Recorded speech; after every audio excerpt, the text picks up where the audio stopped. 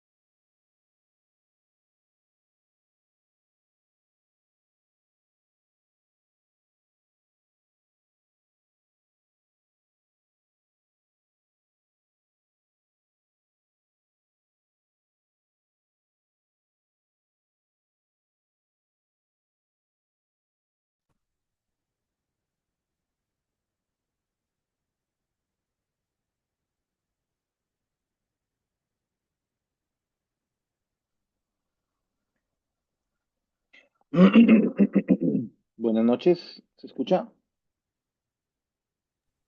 Sí se Buenas noches. escucha, doctor. Buenas noches. Ok, buenas noches, muy bien. Entonces, continuando, hoy día, como les comentaba ahí, haremos un tema que es anestésicos generales y mañana más o menos a la misma hora, porque yo prácticamente recién he venido de la universidad, y culminamos con el último tema que es psicofármacos, que son temas cortos también. Entonces, hablaremos hoy día de anestésicos generales. Cuando hablamos de anestésicos, la vez pasada les comenté, les dije que hablamos de anestésico, anestesia, que significa sin sensibilidad, o sea, nada, ningún tipo de sensibilidad. Entonces, lo que hace la anestesia es bloquear todo tipo de sensación. Ahora, si hablamos de anestesia local, como ya les expliqué, también es un tipo de anestesia desaferente, porque lo que va a bloquear es la transmisión desde afuera hacia los órganos centrales. En cambio, el anestésico general, el impulso sí llega al cerebro. El impulso sí llega, pero el cerebro está dormido, está bloqueado, por lo tanto no hay respuesta. Por eso se llama anestesia deferente, ¿no?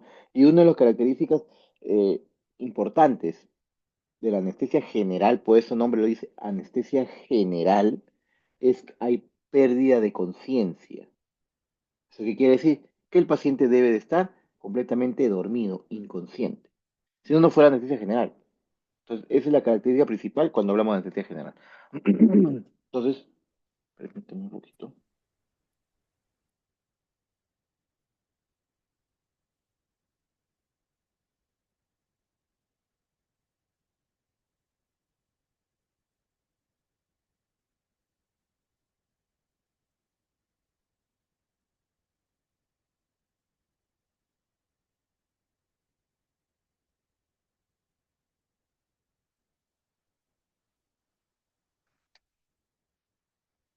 Entonces, como le hemos mencionado, bueno, si remontamos un poco a antes, pues no, cuando antes que exista la anestesia, porque la anestesia se empezó, la anestesia general, o sea, en sí, la anestesia, que fue la primera vez que se utilizó fue en el año 1942 con el uso del éter.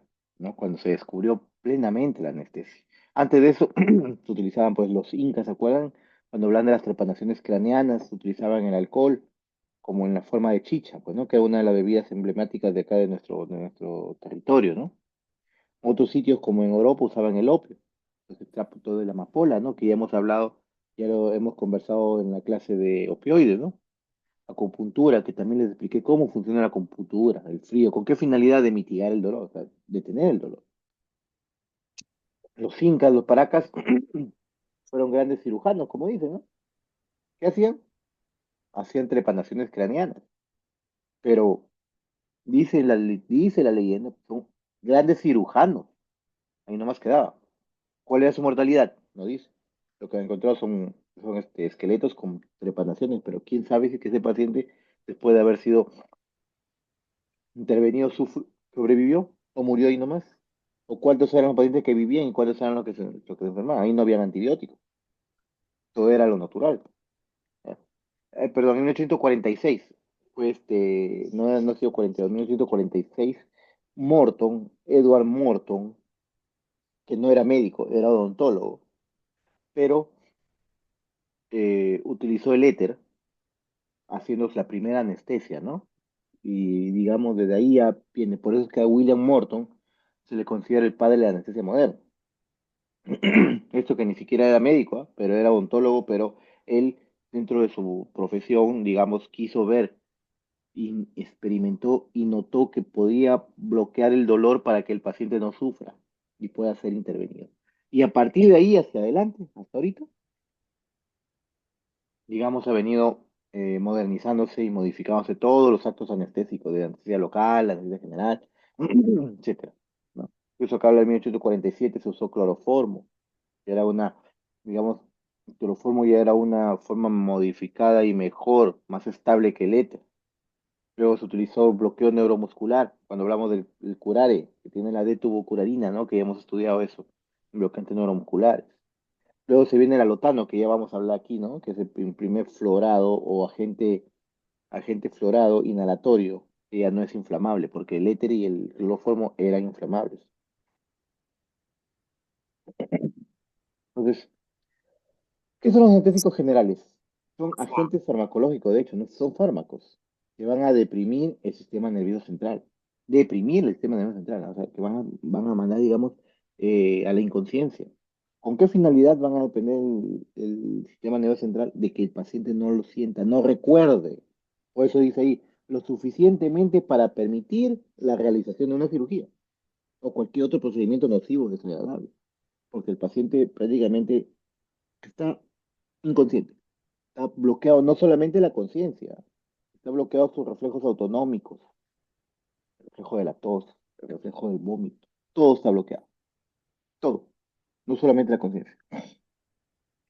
Y bloquea eso también se bloquea la aferencia dolorosa. Bueno, entonces, ¿qué es la anestesia general? Es un estado transitorio mientras dure el efecto.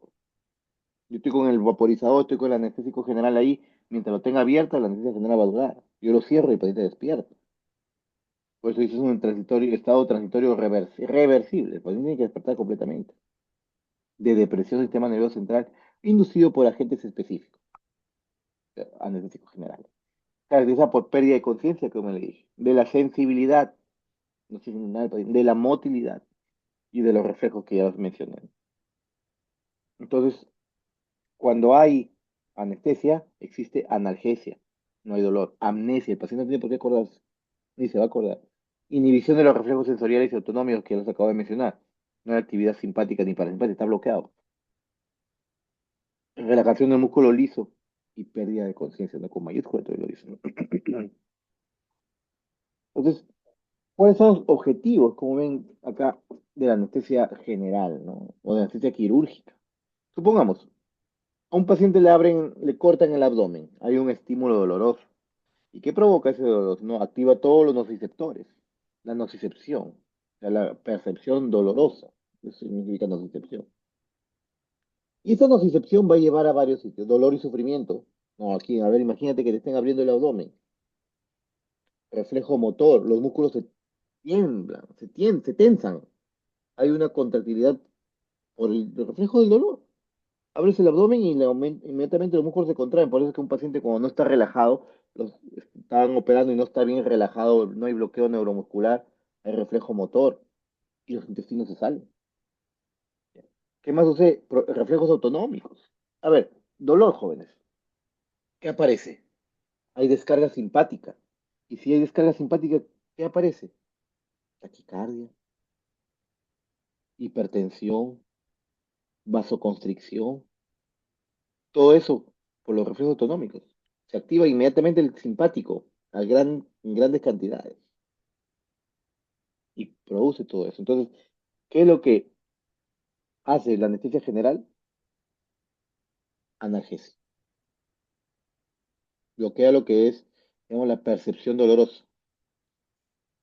Relajación muscular, como ya le dije, ¿no? Se bloquea, hay un bloqueo neuromuscular con la finalidad de que los músculos no se contraigan, no haya ese reflejo motor y el cirujano puede operar con tranquilidad. Los intestinos se salen. La pérdida de conciencia, pues te va a bloquear lo que es el dolor, la sensación de dolor, el sufrimiento, ¿no? De que estés viendo que te están abriendo, el paciente inconsciente. Y una estabilización autonómica. ¿Qué quiere decir? Que no haya reflejos autonómicos.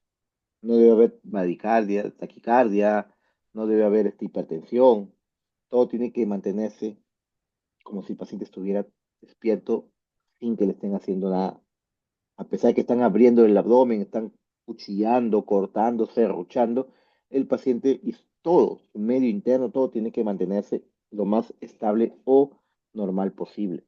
Esa es la finalidad de los objetivos de la anestesia. La anestesia general consta, una vez que, ojo, que acá hablamos hablando de anestesia general inhalatoria, inhalatoria. Gödel, Gödel fue un investigador, anestesiólogo, que investigó, observó, analizó y categorizó las etapas de la anestesia general inhalatoria, que en esa época lo hacían con puro éter, pues, ¿no? Colocaban aquí y esperaban hasta que el paciente se duerma por completo, cosa que ahora no se hace, eso solamente se hace en los niños. Solamente en los niños se utiliza lo que es anestesia general inhalatoria pura. En los adultos le colocamos, lo inducimos primero con endovenoso, lo colocamos en la vena para que el paciente se duerma por completo. Y de ahí se intuba y se coloca el inhalatorio. En cambio, en los niños actualmente se utiliza así puro inhalatorio. Y vienen las etapas. La etapa uno desde el comienzo de la anestesia hasta que el paciente pierde la conciencia. Pones el inhalatorio, el paciente empieza a respirar y se queda completamente dormido. Etapa 2 es la etapa 2 de excitación. ¿Qué sucede acá? Lo que pasa es que acá el anestésico general bloquea las neuronas que son más pequeñas, que son las inhibitorias. Entonces, al bloquear neuronas inhibitorias se queda a expensa de las hormonas excitatorias. Entonces, hay excitación. El paciente puede golpear, moverse. Está inconsciente, ¿ah? Por eso es que también es una de las de situaciones por qué ya no se utiliza anestesia inhalatoria pura en un adulto. Porque imagínense que sea un adulto grande, puede patear, puede quererse y puede caerse de la cama. En los niños no, porque a los niños se les agarra fuerte y no pasa nada. Luego pasa la etapa 3, que es la anestesia quirúrgica, ese momento que ya se puede operar. Y se divide en cuatro planos, desde la anestesia quirúrgica superficial hasta la anestesia quirúrgica profunda. Depende del tipo de cirugía. Por ejemplo, una hernia umbilical con plano uno es suficiente. Pero supongamos una cirugía de corazón en la que te abren el esternón con una sierra. Tiene que estar en plano 4. Cuando nosotros utilizamos actualmente la anestesia combinada, le llamamos, porque inducimos endovenoso, mandamos directamente al paciente a la etapa 3 por la vena. Pone la vena, inmediatamente ya está en la capa 3, ya se le coloca el inhalatorio, se intuba y se va manejando durante toda la cirugía.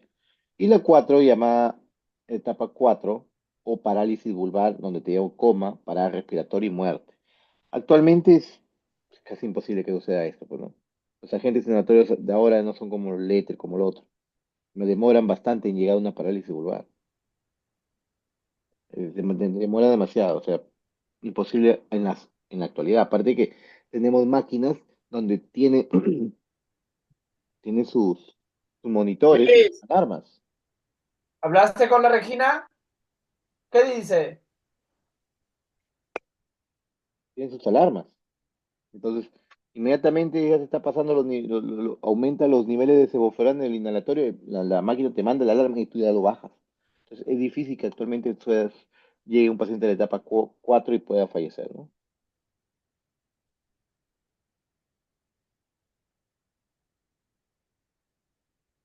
Fase de un acto anestésico. O sea, cuando el paciente ya está en la cama quirúrgica y vamos a operar o van a operar. Empieza por la inducción. El nombre lo dice inducción, inicio. Va a empezar la inducción. Luego viene el mantenimiento, o sea, mientras todo el tiempo dure la cirugía y luego viene la educción o despertar. Y yo siempre lo digo, esto simula al vuelo de un avión. La inducción cuando el avión sube, el mantenimiento cuando vuela y la educción cuando pues, aterriza. Y en un vuelo de un avión, ¿cuáles son los momentos más críticos? El despegue y el aterrizaje, igualito acá. La inducción y la educción son los momentos más críticos de la anestesia, no de la cirugía, porque la cirugía depende de cómo sea la cirugía. ¿Mm? Esos son los momentos más críticos, los más importantes. El mantenimiento es como el avión, una vez que despegó, ya vuela, se mantiene, se pone piloto automático hasta que llegue a su destino y luego pasa, o sea, arriba. Es una cirugía que no hay complicaciones. Pero imagínense que están operando y el anestesiólogo, digamos, empieza a sangrar, a sangrar, a sangrar, y ahí yo tengo que intervenir, pues. Tengo que empezar a pasarle fluidos o en todo caso transfusión. ¿Ya? Ese es en caso de mantenimiento, digamos, si es que hay una complicación, pero cuando no lo hay, normalmente mantenimiento va horizontal. Entonces, la inducción es el inicio del proceso. Puedo pasar endovenoso o en algunos casos, como dije, en niños pequeños, inhalatorio puro. El mantenimiento que sucede durante toda la duración de la anestesia, durante todo el acto operatorio, la duración de la anestesia durante todo el acto operatorio, puede ser inhalatorio endovenoso o ambos combinados. Y al final cesa la administración de agentes porque una vez que termina la cirugía se cierra todo. Ojo, escuchen, escuchen bien claro. ¿Qué es lo que lo caracteriza a un anestésico general, endovenoso sobre todo? Es que tienen vida media corta. Porque imagínense que ustedes le den a un paciente que lo van a operar un fármaco que dura un tiempo de vida media de 8 horas. ¿Mm? Le pones y el paciente termina la cirugía y no se despierta. No se despierta. En cambio, si yo lo coloco un anestésico general, por ejemplo, que dure, Luis, tiene un tiempo de vida media de 20 minutos, entonces si, ahí nomás si se estarán va, grande que traigan mi cable por ahí. ¿Y dónde está? ahí nomás empieza, digamos,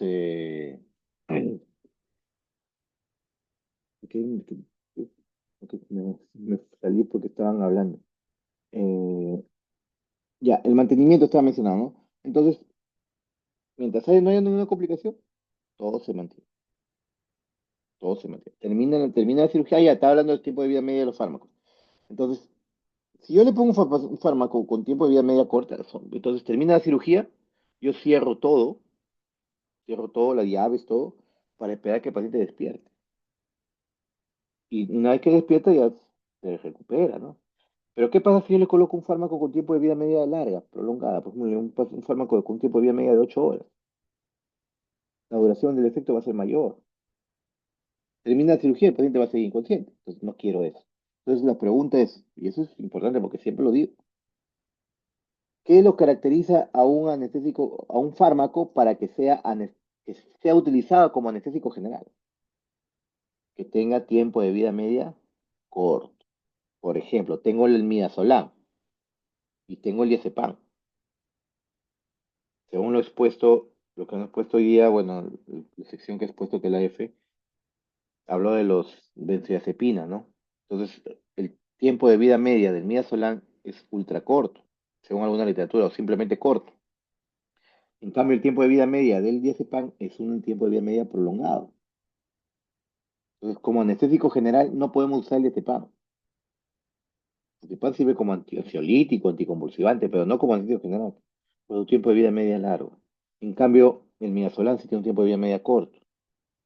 Se utiliza dentro de, digamos, como anestésico general. Eso hay que tener en cuenta.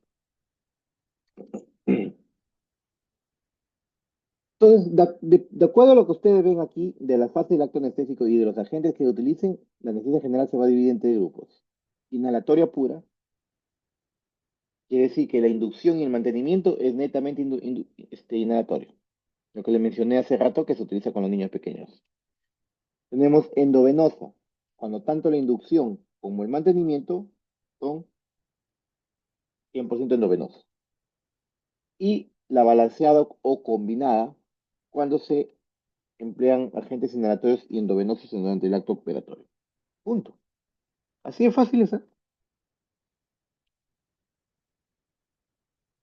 Lo que acabo de mencionar, ¿no? Que la anestesia balanceada, y aquí le tengo un gráfico, por ejemplo, miren. La inducción, como le mencioné, por ejemplo, la inducción se inicia con un agente inhalator, endovenoso, actualmente, hipnótico potente, un potente hipnótico. ¿Con qué finalidad le administro eso al inicio? Ahí dice inconsciencia.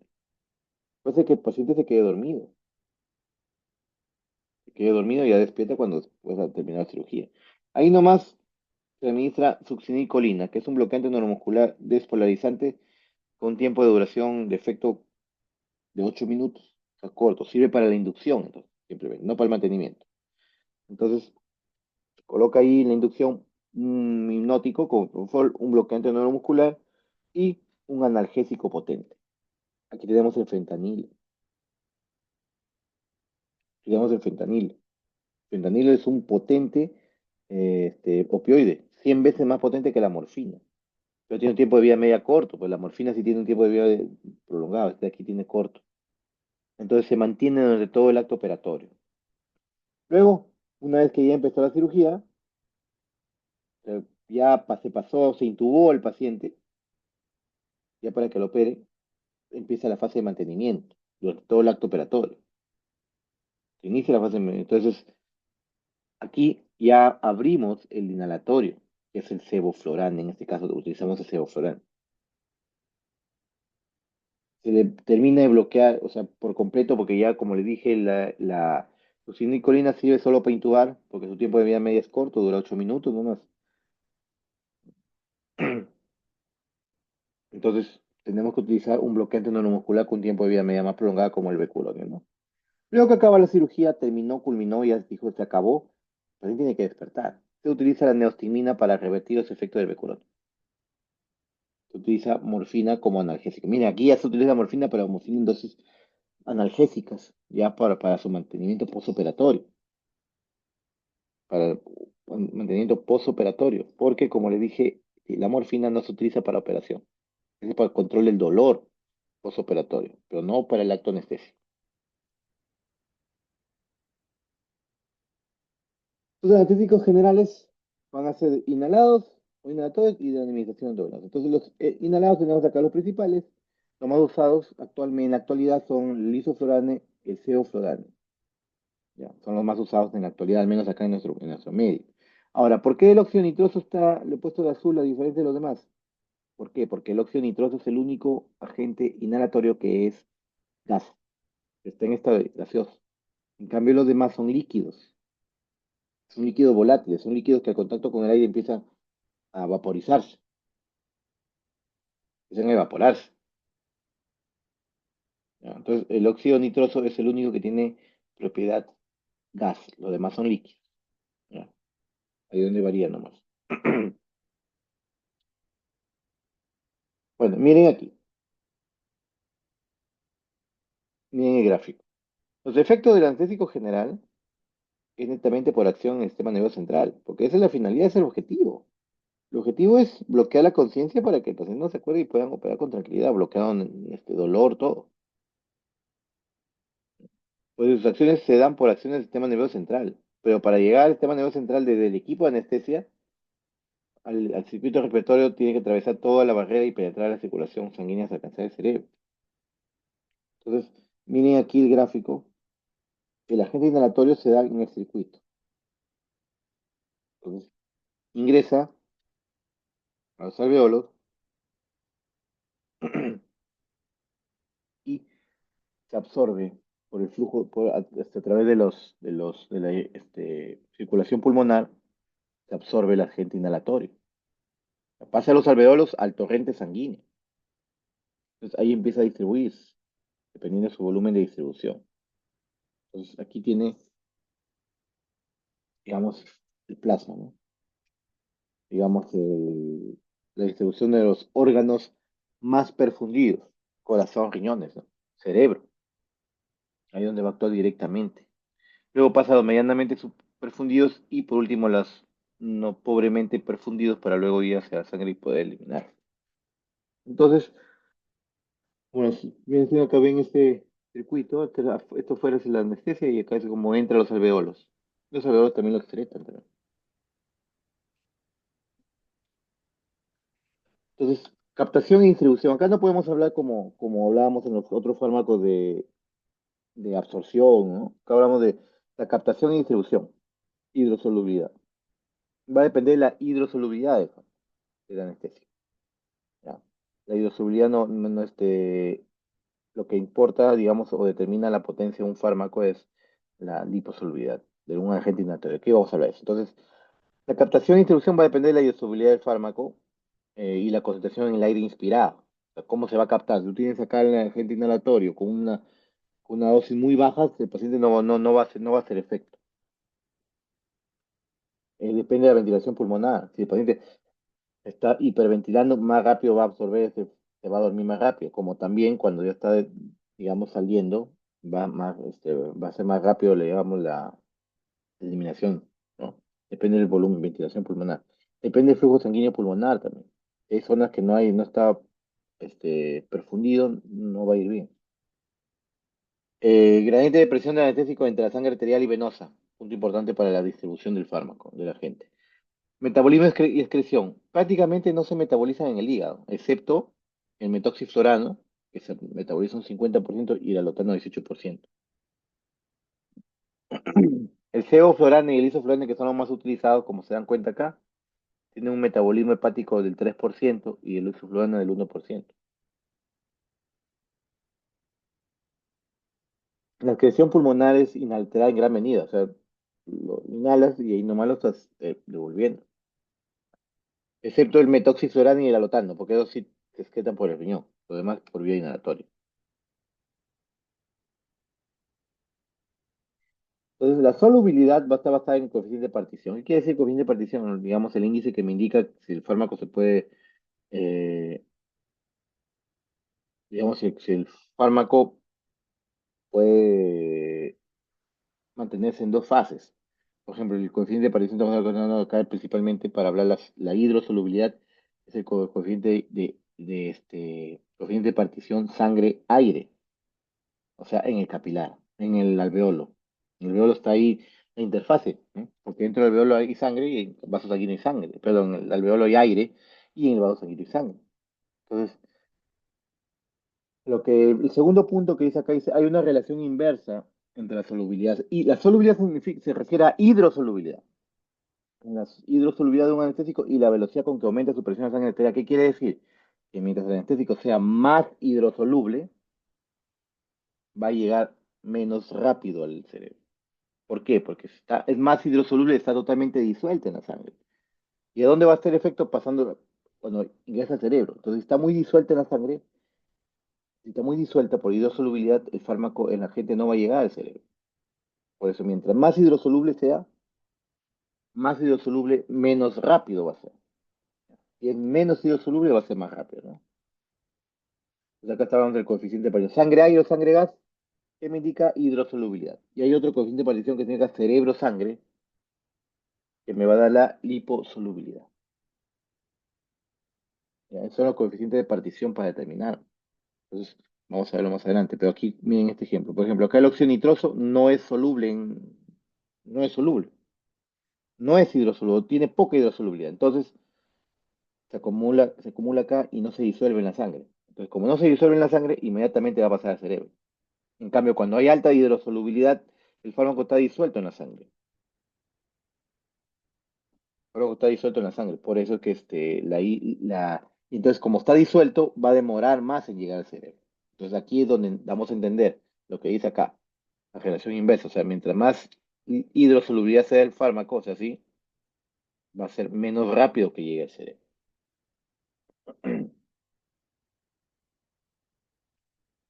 otro característica o que otro factor que depende, bueno, digamos, otro factor, o nuevamente lo mismo para mantener los niveles de agente inhalatorio, depende de la concentración del aire, del anestésico en el aire inspirado. O sea, cuánto estoy dando yo en el dial del vaporizador, ¿no? Depende también de la ventilación pulmonar. Si ustedes en el ventilador mecánico empiezan a aumentar la frecuencia respiratoria, digamos, va a haber problemas con el transporte de gases ahí en el nivel alveolar, ¿no? Si ustedes están dándole buena ventilación, va a empezar a eliminar más rápido el agente inhalatorio. Miren este ejemplo, como el, el óxido nitroso no va al hígado, eh, actúa acá y luego se exhala. El alotano y el metoxiflurano sí están relacionados con fallas hepáticas. Miren aquí, el sevoflurane y el isoflurane que son los que más los que van a usar, o los que usamos. Miren el coeficiente de partición sangre-gas del sevoflurane y miren el del isoflurane. El de sevoflurane 0,69 y el del isoflurane 1,40. ¿Qué quiere decir? Que el isoflurane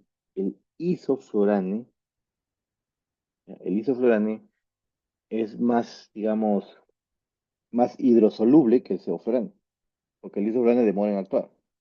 Entonces, el isoflurane es más hidrosoluble que el sevoflurane. Mira su coeficiente de partición. Por eso el isoflurane tiene 1,40 y el sevoflurane 0,79. Tenemos el coeficiente de partición cerebro-sangre. Esto me indica la liposolubilidad. Entonces, ustedes ven el isoflurane es más liposoluble que el sevoflurane. Mira, 2,6, 1,7. Entonces, ¿eso qué me va a entender?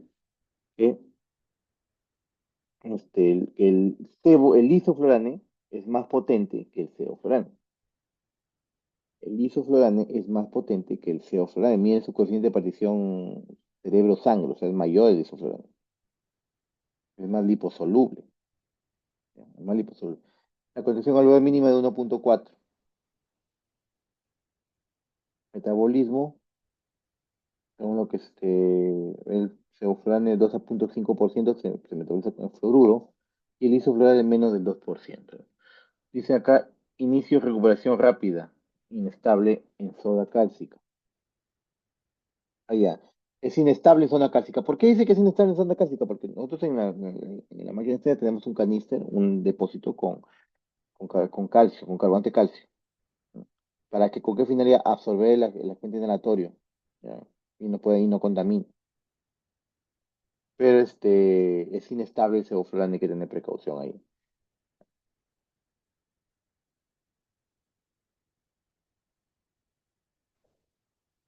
Bueno, farmacodinámica. Se refiere a farmacodinámica, se refiere al mecanismo de acción. Entonces tenemos lo que es la teoría lipídica o la unitaria que le llaman. Tenemos la teoría de la hidratación, teoría proteica.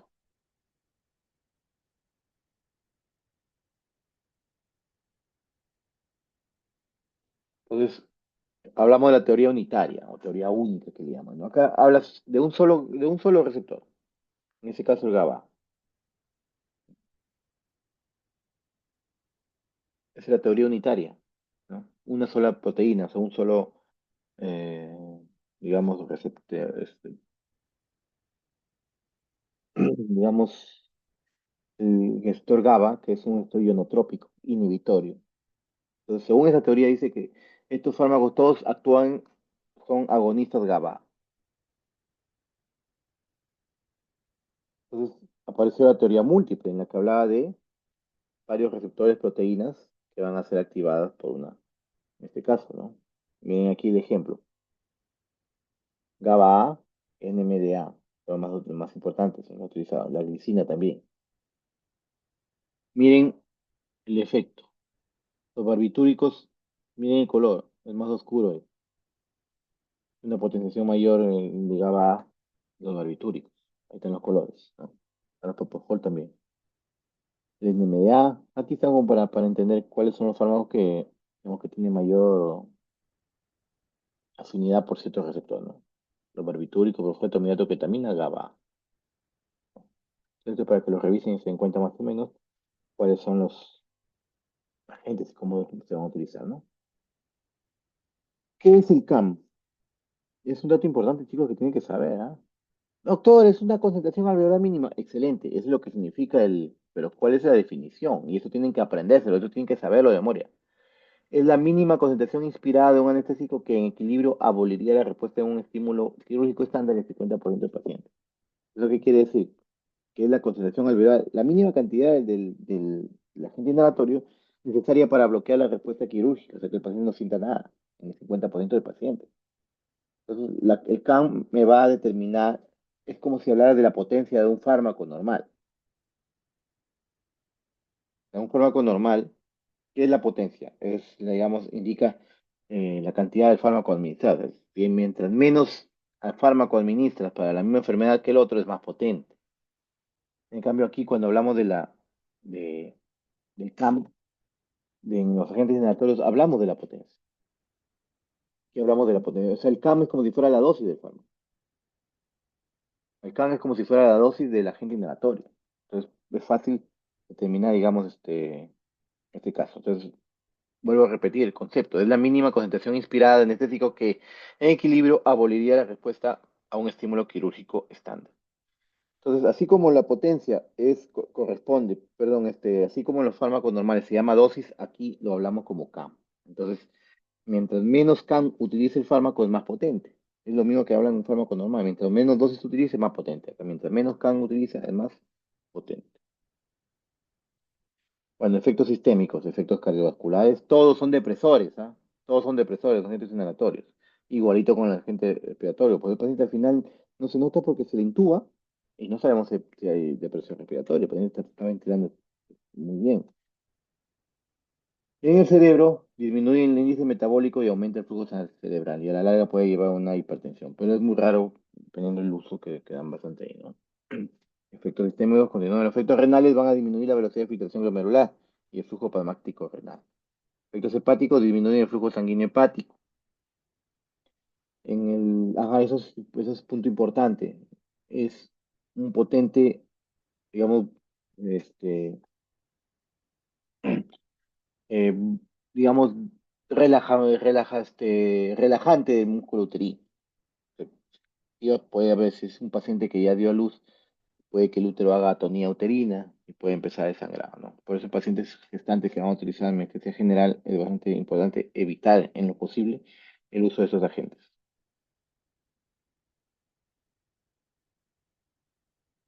Bueno, prácticamente son muy bien tolerados estos fármacos, muy bien tolerados, excelentes, sino que, digamos, algunos pueden aparecer efectos adversos, ¿no? Por ejemplo, necrosis hepática, metabolismo, insuficiencia renal, etc.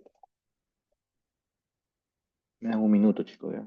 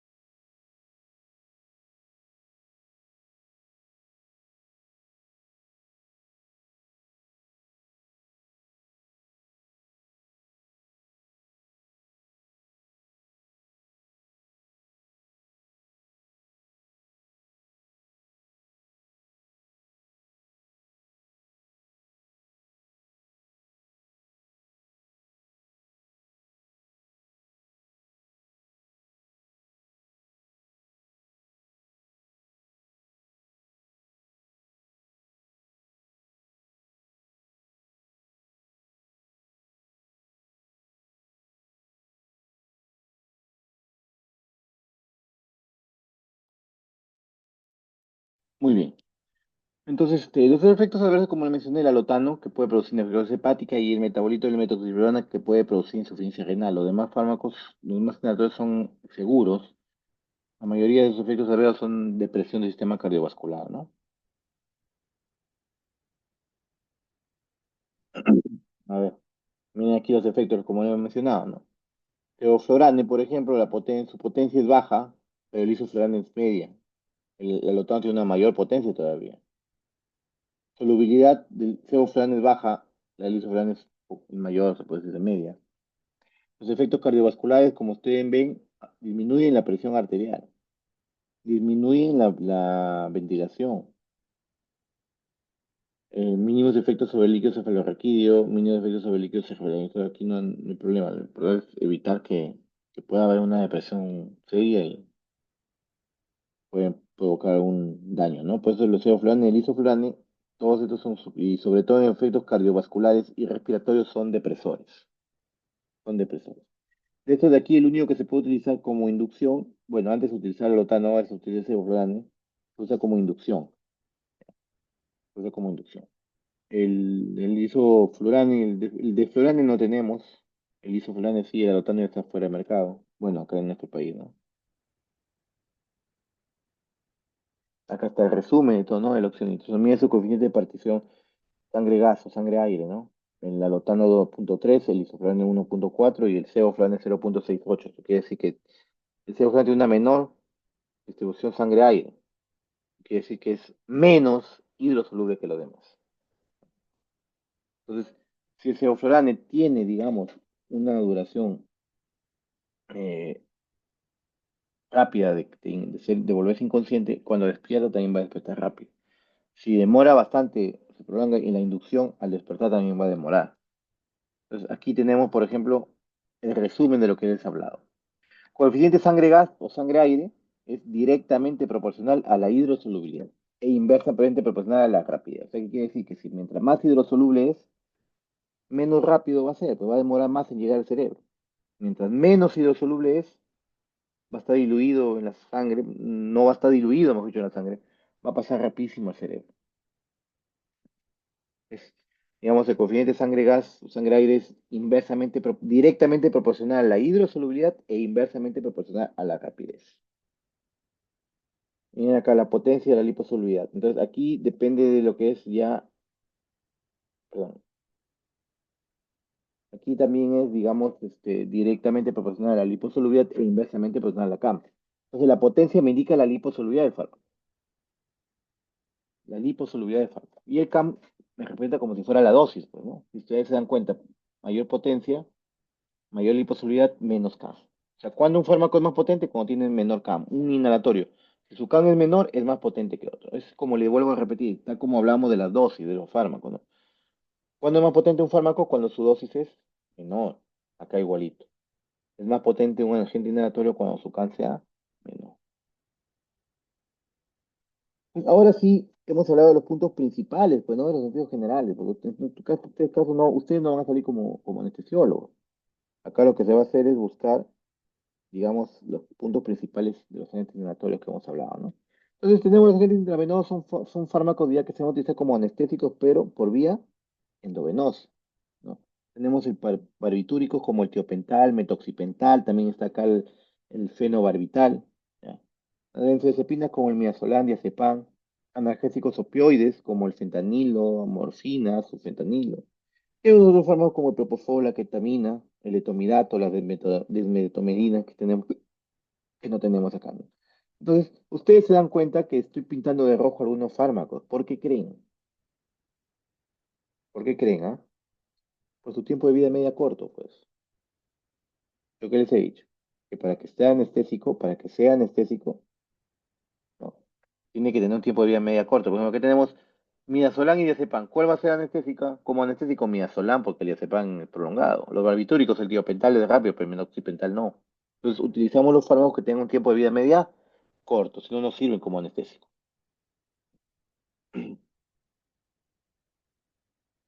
Entonces, tiene corta duración, como ven ahí, corta duración, alta redistribución, eso sí, porque la concentración del cerebro sube rápidamente por el alto flujo cerebral, luego el fármaco se distribuye hacia los tejidos periféricos. rápidamente. Eso es debido a su alto volumen de distribución, ¿no? Recuerda esto sí que si usted ya administra una dosis de un bolo, van a aplicar la segunda dosis para mantenerlo, se aplica el menos que se aplicó al inicio, porque esto puede producir un efecto más intenso, prolongado, incluso mortal. Miren aquí, este cuadrito es puede que ustedes sepan. De todos estos fármacos, resaltan dos. ¿Por qué? Todos los de ahí, menos ketamina y tomidato, deprimen el sistema respiratorio. Lo que puede provocar parada respiratoria. Deprime o, digamos, deprime el sistema respiratorio. ¿Y cuáles son las dos excepciones ahí? El etomidato y la ketamina.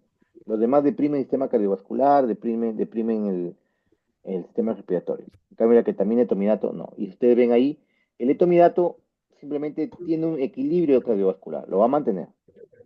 En cambio, la ketamina estimula el sistema cardiovascular. También estimula el sistema cardiovascular. Poner un paciente con shock, y eso es pregunta de examen también, un paciente con shock y tienen que operarlo, la inducción se hace con ketamina. Pues si ustedes inician la inducción con otro fármaco que también deprimen el sistema cardiovascular, van a matar al paciente. Entonces, si llega un paciente, por ejemplo, le doy un ejemplo, una paciente con un shock, una paciente puérpera, dio a luz un niño y luego la placenta no sale, ¿no? La placenta no sale y sale la placenta chocada. Y tienen que abrir para sacarle todo lo que queda o quizá todo el útero. No le voy a colocar yo propofol ni tiopental, la mato a la paciente, si está hipotensa, está en shock. Yo tengo que empezar a pasarle volúmenes y tienen que entrar a sala. Entonces aquí tengo dos situaciones, el etomidato que no hay variación o la ketamina que estimula el sistema cardiovascular. En este caso utilizaremos la ketamina, como ven aquí. Tenemos acá, sí tenemos. Entonces, lo voy a repetir. Dentro de los cuatro, como el midazolam, propofol, tiopental, fentanilo, son digamos, deprimen el sistema cardiovascular. En cambio, la ketamina lo estimula y el etomidato mantiene sin variación. Entonces, el mecanismo de acción, acá ustedes están viendo dos tipos de receptores, ¿no? El de la izquierda es el receptor GABA y el de la derecha es el receptor NMDA. El GABA es inhibitorio. El, el GABA es inhibitorio, pero el receptor del NMDA es excitatorio. Por eso es que los fármacos que van a evitar las convulsiones van a ser agonistas de los receptores gamma y o antagonistas de los receptores NMDA. Fíjate. Tenemos el tiopental, es un barbitúrico de acción corta, si no, no se utilizaría. Pérdida de conciencia rápido de 15 a 30 segundos nomás. Por eso dice que se utiliza en la inducción del autoanestesia. Después de una dosis única, empieza a desaparecer sus efectos y se distribuye rápidamente hacia otros tejidos. Casi totalidad del fármaco es metabolizada en el sistema microsomal hepático, o sea, en el hígado. Evitar sus enigmáticos, eso es importante. Puede desencadenar una reacción anafilaxioide y puede provocar broncoconstricción y exacerbar un cuadro que va a utilizar quirófano. Eh, las benzodiazepinas, como ven aquí, los diazepam y midazolam son tiempo de vida media corto. Aquí no vamos a utilizar el diazepam, por ejemplo, no. Aunque su dosis sí es hipnótico con dosis más alta de 0,3, o sea, que se puede utilizar como en la anestesia, pero es más lento que el barbitúrico su efecto. Puede producir depresión respiratoria postoperatoria, sí, en todo momento. ¿Ya? Ahí está lo que hablaban, ¿no? ¿Cuál es el antagonista de las benzodiazepinas? El flumazenil. Está bien claro, flumazenil. Aquí tenemos el propofol. Pero no es muy utilizado actualmente, al menos nosotros, sino que ¿cuál es el problema con el propofol? Que deprime considerablemente el sistema respiratorio y cardiovascular. Gran depresión cardiorrespiratoria, como dicen, ¿no? Esta dosificación de inducción. Recuperación rápida, siendo mínimo el estado de sedación posterior. Bueno, eso sí, la recuperación es rapidísima. Tiene un tiempo de vida media de 2 a 8 horas de propofol, de 2 a 8 minutos, perdón, de propofol. Se metaboliza en el hígado 10 veces más rápido que el tiopental, el que transa rápidamente la orina. Es un fármaco bastante utilizado, muy bueno, pero eso sí, hay que tener precaución de inducir en pacientes, como ven hace rato, de inducir pacientes eh, que estén en shock, ¿no? Paciente que esté en shock no le vas a poner propofol, jamás, jamás. Mm. El etomidato es un fármaco, como le dije, ¿qué es lo que caracteriza al etomidato? Que no va a haber variaciones cardiorrespiratorias. A diferencia del propofol, que ¡fua! Lo tienes tú ir al suelo. El propofol no puede utilizarse en este tipo de pacientes, perdón, en este tipo el propofol en este tipo de pacientes chocados. Para eso se puede utilizar el etomidato, que no varía el sistema cardiovascular. ¿Ya? No varía la acción del sistema cardiovascular.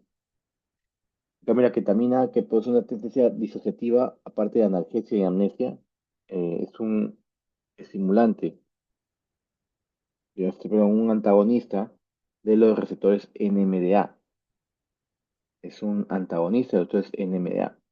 Entonces, ¿qué hace en el tema cardiovascular? Lo activa. Por eso es que es útil en pacientes con shock, que van a ser intervenidos quirúrgicamente. Ahí dice bien claro, escuchen, ¿ah? La ketamina es es el único anestésico que produce estimulación del aparato cardiovascular. Aquí está un resumen, que ya lo tienen, y aquí quedamos. Bueno, jóvenes. Mañana culminamos ya con un tema que también es corto acerca de los fármacos de la ansiedad y la depresión. Y con eso también se acaba la unidad. Y de esta a la otra viene el examen. Bueno, muy bien, jóvenes. Tengan buenas noches. Mañana estamos comunicando. Hasta luego. Buenas noches, doctor. Hasta luego, doctor. Buenas noches. Hasta luego.